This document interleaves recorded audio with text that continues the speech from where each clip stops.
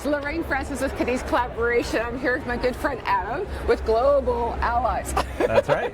Good. Thank you. So we've known each other so long over the year, and we've just been trying to do like a new film series on like what makes great hotels. We have so many relationships here at BDNY 2023, and we've been probably to so many shows. Yeah. But I think people don't really know like all the parts and pieces and like how to get a simple chair to a hotel and order 1,000 of them, which is a great order. Yeah. And also how to make sure that that chair is going to last at that hotel for 7 years or 10 years. Yes. You know, product is so different for your house or for your office. Yes. Right? When you are trying to buy product that someone is going to sit in, a different person is going to sit in every day. Yeah. The liability issues, the durability issues, the design issues, all those things are very different than a product that is meant just for you, just for your house.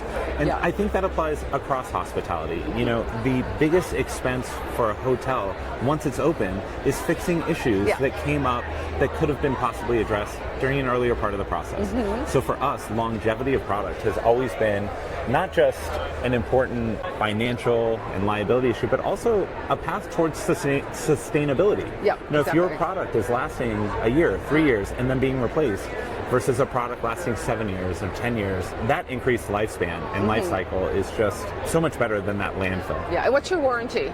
7 years. I know, which is great. I think people don't know that basic fact that when you buy something commercially, Wayfair, whatever you're buying for a house, and just the reality of like getting a 7-year warranty on like parts that move and have lots of different weights. It's funny, we were talking about it yesterday. You know, a standard 1-year commercial warranty is sort of the minimum you can really offer. Yeah. But for us, the depreciation schedule of a hotel guest room is 7 years, and that's where the expected lifespan of a 7-year hotel room comes from.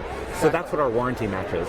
You know, we also do banquet chairs. Their lifespan on property is considerably longer. They're not being replaced every 7 years. And so something like that has a longer warranty. We provide a lifetime warranty, but it just depends on the product. And that to me is one of the most interesting things about hospitality.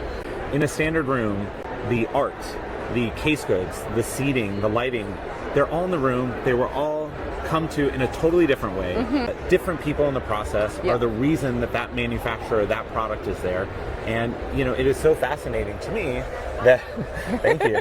It's so fascinating to me that our industry can have so many different little offshoots to all work on the same project, right? So I always get so sometimes like PI Fine Arts right here. Like you might not know him, and like so I know these different people from different manufacturers, and I'm always like so like it's like what do you mean you don't know him? It's like because like you guys don't always know the other manufacturers of the room, so you know your competitors. That's fine, but it's kind of like absolutely. But even you know we were talking with some case good companies recently, and they are focusing less on the design community because how designers specify case goods has changed.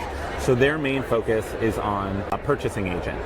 Whereas I was talking to an art consultant and they don't even call them purchasing agents. Their entire business is designers. So same product or same guest room, different products, totally different paths to get there. No, exactly. Where do you think just from like just post-pandemic, we're kind of like, you know, seeing a lot of new PIPs coming out, like because we were doing a lot of new construction and now we're actually seeing a lot of PIPs. Where do you think like the market's going and stuff like that? Well, that's great to hear. I'm excited to hear that in general. I think right now we are experiencing a little more economic uncertainty than we did over the past 18 to 24 months.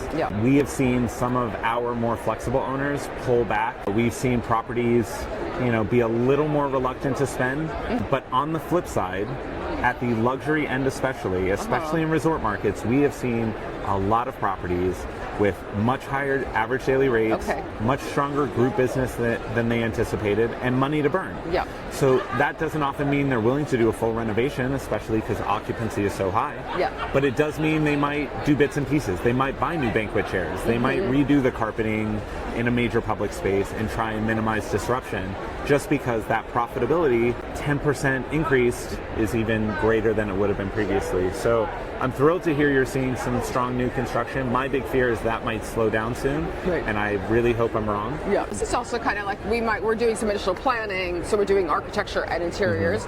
So one's like an 8-acre site in Escondido. But by the time that's 2 years even out to get out of entitlement, to even like get it bid out, to get it built in 5 years. I think that's a great point. Is there's so many different classes of hotel. A boutique property with 12 rooms and a JW Marriott with 1,000 rooms in a city center have very different financial requirements and very different priorities and timelines. And so, for us as a company, we have always been focused on the big brands and the big quantities, and you're often subject to some market conditions. When Las Vegas is slow, those properties don't always have the money to do a multi-million dollar renovation.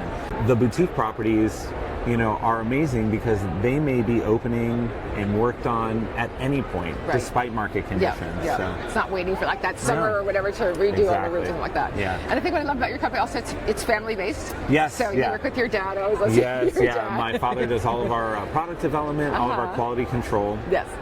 Handle all of our sales and marketing with his business partner. And I have to say, it's been wonderful. It's been about 20 years. And because he is in charge of our product, I am often the one passing on the comments from the customers and telling it to him. So when they're bad, it's interesting. And when they're good, it's fantastic. And just yesterday, we had someone come in our booth really just raving about our product quality. They saw it at a hotel, and I immediately shepherded them right over to my father, and he was thrilled to hear it. Yeah, so awesome it's a lot of fun. And I will say there are a ton of amazing family businesses in hospitality. There are several people in this industry I've known since we were babies because our parents have known each other since they were much younger than we are now. And it's such a delight to see the people in this industry who many of us have kind of grown up with in a lot of ways. And I don't know that there's another industry like it. Exactly. No, I don't think there is. Good. Well, thanks for sharing. Thanks for your time. It's always good to see you. Thanks for having me. Good.